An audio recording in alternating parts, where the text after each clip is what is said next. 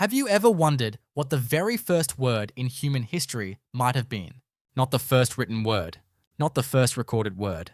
The very first sound that carried an actual meaning. Was it food, run, fire? Or maybe something far less dramatic? The truth is, nobody knows. And that's exactly what makes this mystery so fascinating.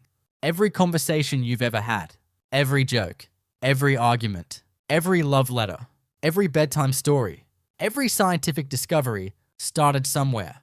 Yet if we traveled back 100,000 years, or even 300,000 years, we probably wouldn't understand a single thing our ancestors were saying, if they were saying anything at all. Because language leaves behind almost no fossils.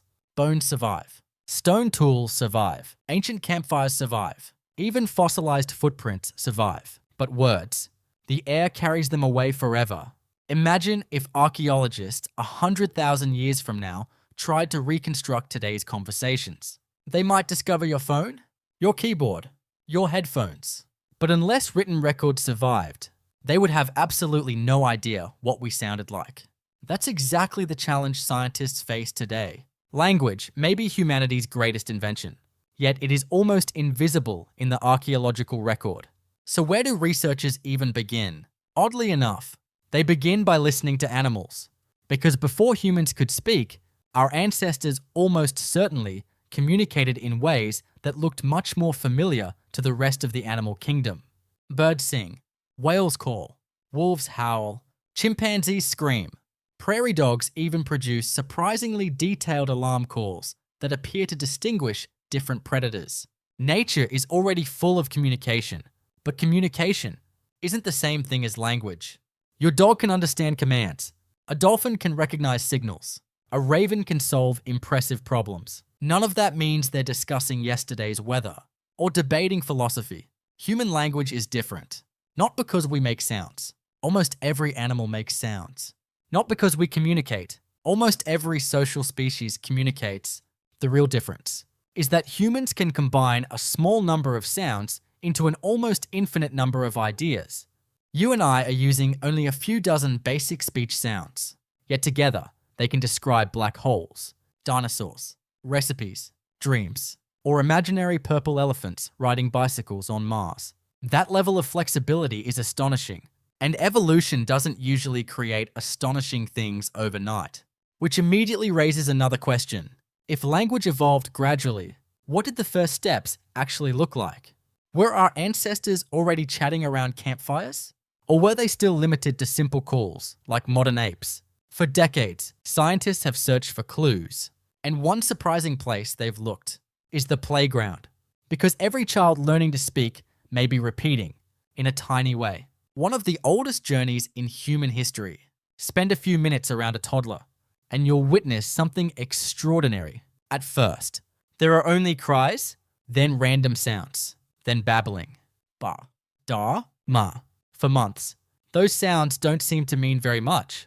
Then suddenly, almost overnight, they begin connecting sounds to ideas. Mama, water, ball. No, one word becomes two. Two become 10. 10 become thousands. Before long, that same tiny human is asking questions that even adults struggle to answer. Why is the sky blue? Where does time go? Can fish get thirsty? It's one of the fastest learning processes anywhere in nature. And remarkably, every healthy human child does it. No instruction manual, no grammar textbook, no language class for babies. Just a brain built to learn language. Scientists believe this tells us something important. Language probably wasn't invented by one brilliant prehistoric genius. Instead, our brains gradually evolved to make language possible. That process likely unfolded over hundreds of thousands of years. Not in a single generation, but across countless families, raising countless children, around countless campfires. Imagine one of those evenings. A small group has just returned from hunting. One hunter points toward the valley. Another imitates the sound of a mammoth. Someone gestures with a spear. Everyone immediately understands the plan. No complete sentences, no complicated grammar, just sounds, gestures, facial expressions, and shared experience. That alone would already be incredibly useful. Modern apes do something similar. Chimpanzees use different calls depending on the situation. Some calls warn of danger. Others help keep the group together. Mothers recognize the voices of their own infants. Individuals even modify certain calls depending on social context. That's surprisingly sophisticated. But there is still a huge gap. A chimpanzee cannot explain yesterday's hunt, or describe tomorrow's plan, or invent a fictional story. As far as current evidence suggests, those abilities belong uniquely to humans. So what changed? Some researchers think gestures came first. Imagine trying to organize a hunt without speaking. You point, wave, signal. Everyone watches your hands. Eventually, adding simple vocal sounds makes everything faster. Now you can point and shout, soon. Perhaps you don't even need to point anymore. The sound itself carries the meaning. It's only one hypothesis. Other scientists argue that vocal communication became increasingly important long before fully modern language appeared. The evidence doesn't allow us to choose one clear winner, but almost everyone agrees on one point. Language almost certainly evolved step by step, not all at once, which creates another mystery. If speech evolved gradually, when did our ancestors become physically capable of producing the sounds we use today? That question leads us to one of the most fascinating clues buried inside the human body itself. Take a deep breath. Now say this sentence out loud. How did humans learn to speak? It feels effortless. Your tongue moves with incredible precision. Your lips constantly change shape. Air flows through your vocal tract. Your vocal cords vibrate hundreds of times every second. Your brain coordinates all of it almost instantly. You probably never think about how unbelievably complicated that process really is. But evolution had to build every piece of that system, one tiny improvement at a time. For a long time, scientists wondered whether ancient humans even possessed the anatomy needed for modern speech. After all, if you can't produce enough different sounds, language can never become very complex. One important clue comes from the hyoid bone. It's a tiny U-shaped bone in your neck. Unlike most bones, it doesn't directly connect to any other bone. Instead, it helps support the muscles involved in speaking and swallowing. Most of the time, it doesn't survive in the fossil record, which makes every discovery incredibly valuable. Then something remarkable happened. Researchers discovered a Neanderthal hyoid bone that looked strikingly similar to our own. That doesn't prove Neanderthals spoke exactly like modern humans. Far from it. Language depends on far more than one small bone. But it does suggest that some ancient human relatives may have possessed at least part of the physical equipment needed for speech. Then came another fascinating clue. Inside our DNA, scientists identified a gene called FOXP2 that plays an important role in the development of neural systems involved in speech and language. When certain rare mutations affect this gene in modern humans, people can experience serious difficulties coordinating the movements required for fluent speech. At first, some researchers dramatically nicknamed it the language gene. That name sounded exciting. Unfortunately, it also turned out to be misleading, because language isn't controlled by one magical gene. It depends on thousands of interacting biological processes spread across the brain, body, and development. FOXP2 is important, but it's only one piece of a much larger puzzle. Even more surprising, Neanderthals appear to have shared a very similar version of this gene. Does that mean Neanderthals spoke exactly like us? No, not necessarily. Genes tell us about biological potential.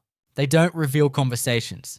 A piano and a concert hall don't automatically create a symphony. In the same way, having some of the biological ingredients for language doesn't tell us exactly how ancient humans used them. The fossil evidence remains frustratingly incomplete. Some researchers think Neanderthals probably had sophisticated spoken communication. Others believe their language may have been less flexible than ours. Both ideas remain actively debated. And that's one of the most exciting parts of studying human evolution.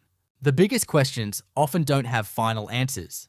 Yet even if Neanderthals could speak, another mystery remains. Why did our species eventually build civilizations, while every other human species disappeared? The answer may have less to do with individual intelligence, and much more to do with something humans became exceptionally good at: sharing knowledge across generations. Imagine trying to survive the Ice Age without being able to teach anyone what you've learned. You discover the safest river crossing, but when you die, that knowledge dies with you. You invent a better spear, but nobody knows how you made it. You learn which berries are poisonous, but your children must make the same dangerous mistakes all over again. That's a terrible way to build a civilization. Knowledge needs a way to travel through time. Language may have become humanity's greatest invention because it allowed information to outlive individuals. For the first time, experience could be passed from grandparents to parents to children without starting from zero every generation. A hunting strategy could improve. A tool could evolve. A story could become history. A warning could protect people who had never seen the danger themselves. This is what scientists call cumulative culture. Most animals learn. Humans build upon previous knowledge, generation after generation. Imagine one prehistoric child sitting beside a campfire. An elder explains where mammoths usually migrate when winter arrives. The child has never seen that migration, yet the information becomes part of their own understanding.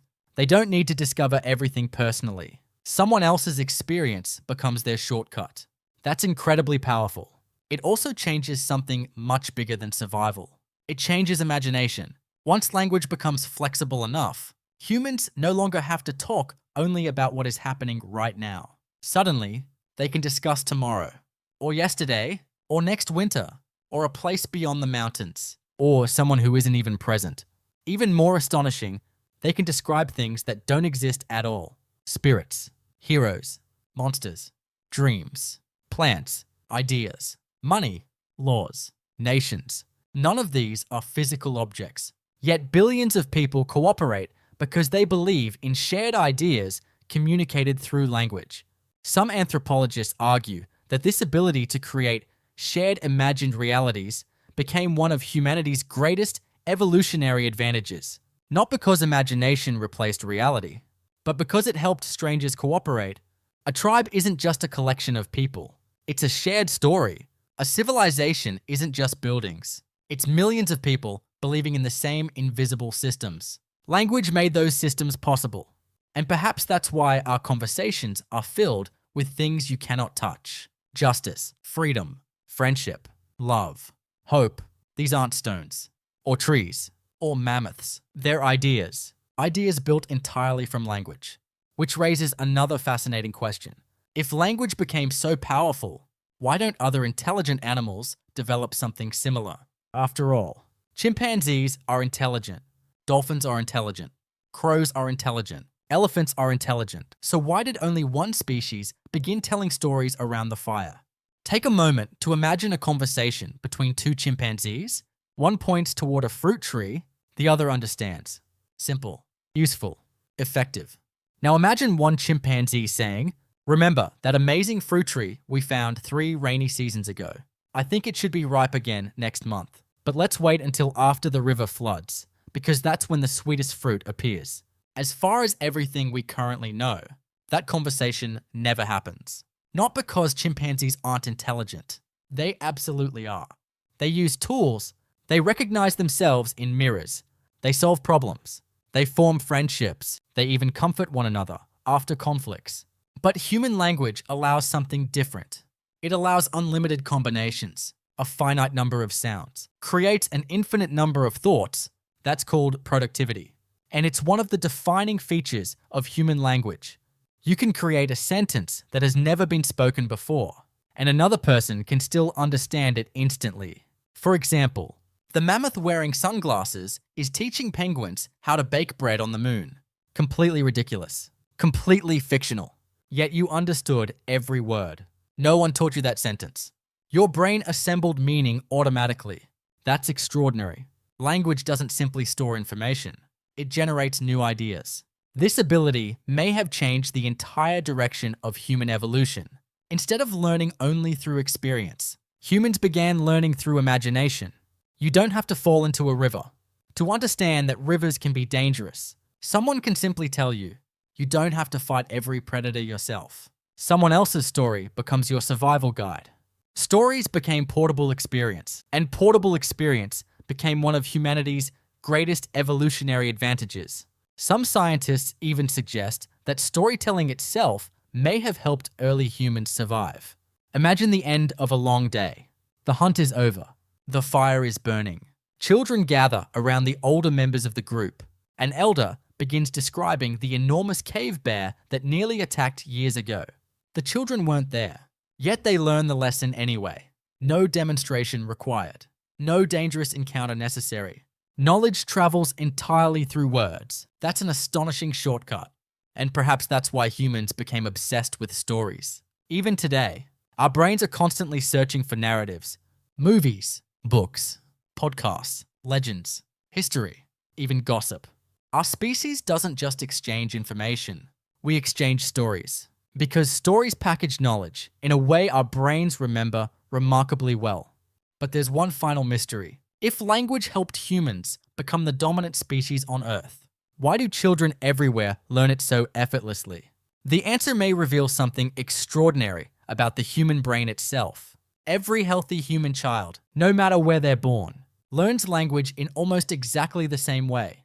They don't begin by memorizing grammar rules. They don't study dictionaries. They simply listen, experiment, make mistakes, and somehow their brains gradually uncover one of the most complicated communication systems ever to exist.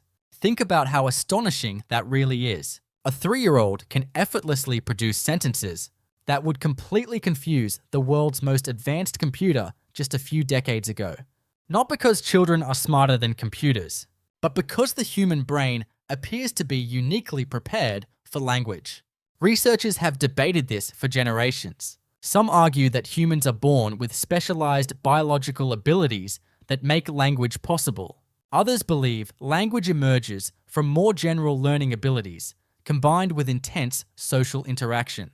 The debate continues, but everyone agrees on one remarkable fact. Human children learn language far faster and far more naturally than any other species we've ever studied. Scientists have even tried teaching elements of human language to great apes, chimpanzees, bonobos, gorillas. Some individuals learn to recognize symbols or communicate using sign systems. These achievements were extraordinary, yet even the most successful animals never developed language that matched the flexibility, creativity, and endless productivity of a human child. That difference is surprisingly difficult to explain. Our closest relatives share almost 99% of our DNA. Yet somewhere within that small genetic difference, combined with millions of years of evolution, something extraordinary happened. The human brain became capable of building language generation after generation, and language began changing the brain in return. This is one of evolution's most fascinating feedback loops. Better communication helped people cooperate. Cooperation improved survival. Larger social groups demanded even better communication, which encouraged even more sophisticated language. Each generation inherited not only genes, but also an increasingly complex culture. Biology and culture began evolving together. Scientists call this gene-culture coevolution. It's one of the reasons humans evolved so differently from every other species. Language didn't simply describe civilization. Language helped create it. Without language, there are no teachers, no historians, no engineers, no scientists, no laws, no mathematics, no literature, no philosophy. Even the idea of passing knowledge across generations becomes almost impossible. Every conversation you have today is part of a chain stretching back hundreds of thousands of years. Every new word you learn builds upon countless generations of speakers before you. In a way, whenever you open your mouth, you're participating in one of humanity's oldest traditions, a tradition so ancient that nobody alive knows where it truly began, and perhaps nobody ever will. Because unlike stone tools, language leaves almost no fossils. Its greatest achievements exist only inside human minds. Which brings us back to the mystery that started this journey. Did humans invent language? Or did language slowly invent the humans we eventually became? Let's go back to that first question. What was the first word ever spoken? The honest answer is that we'll probably never know. Maybe it wasn't even a single word. Maybe language didn't begin with one magical moment, but with millions of tiny moments. A gesture understood, a sound repeated, a child copying a parent, a hunter warning the tribe, a mother comforting her baby. Generation after generation, those small improvements slowly became something extraordinary. No one prehistoric human woke up one morning and announced, "Today, I've invented language." Evolution almost never works that way. Instead, it patiently reshapes tiny advantages over unimaginably long periods of time. A slightly clearer sound, a slightly better memory, a slightly stronger social bond, a slightly more curious child. Over hundreds of thousands of years, those tiny changes accumulated until our ancestors could do something no other species had ever achieved.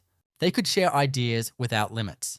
They could talk about the future, learn from the past, invent imaginary worlds, and cooperate with complete strangers. In many ways, language became humanity's greatest survival tool. Fire kept us warm. Stone tools helped us hunt. But language allowed knowledge itself to survive. Every invention that followed, every city, every civilization, every scientific discovery, every work of art, every piece of music, every book ever written, every spacecraft ever launched, all began with something astonishingly simple. One human trying to communicate with another. That's why language isn't just something we use. It's something that shaped who we became. And perhaps that's the most incredible part of all. Right now, as you're listening to these words, your brain is decoding thousands of sounds every minute. You're imagining scenes that don't exist, traveling through time, meeting people who lived hundreds of thousands of years ago, all without leaving your chair. No other species on Earth appears capable of doing exactly this. Not because we're the strongest, not because we're the fastest, but because somewhere in our distant past, our ancestors learned to transform breath into ideas, and ideas changed the world. So, how did humans learn to speak? Science still doesn't have every answer. Researchers continue debating exactly when language emerged, how rapidly it evolved, and which ancient human species may have possessed something like it. New discoveries in archaeology, genetics, neuroscience, and anthropology continue reshaping what we think we know. That's the beauty of science. The mystery isn't completely solved. It's still unfolding. And maybe that's exactly why this story remains one of the greatest mysteries in human evolution.